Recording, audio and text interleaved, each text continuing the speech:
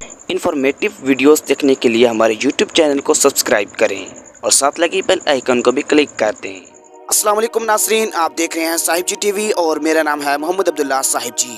ناظرین کرام، طارق روڈ پر بنی مدینہ مسجد میں جمعے کی نماز کے موقع پر سینکڑوں کی تعداد میں افراد نے شرکت کی۔ نماز جمعہ کے بعد مدینہ مسجد انتظامیہ کی جانب سے احتجاج کیا گیا، جس کے باعث لبرٹی چوک سے بہادرآباد جانے اور آنے والے ٹریکس کو ہر قسم کی ٹریفک کے لیے بند رکھا گیا۔ نئے آنے والے دوستوں سے گزارش کرتا چلوں کہ ہمارے یوٹیوب چینل کو سبسکرائب ضرور کریں اور ساتھ لگی بیل آئیکن کو بھی کلک کر دیں تاکہ ہماری ایسی منفرد ویڈیو آپ کو ملتی رہیں۔ خیال رہے کہ سپریم کورٹ نے گزشتہ ماہ کراچی تجاوزات کیس میں طارق روڈ پر قائم مدینہ مسجد کو بھی منہدم کرنے اور اس کی جگہ پارک کو بحال کرنے کا حکم دیا تھا۔ اٹارنی جنرل کی جانب سے سپریم کورٹ نے مسجد کے انہدام کا حکم واپس لینے کی استدعا کی گئی تھی، تاہم چیف جسٹس نے اٹارنی جنرل کی استدعا مسترد کرتے ہوئے مسجد کو منہدم کرنے کے فیصلے کو برقرار رکھا تھا۔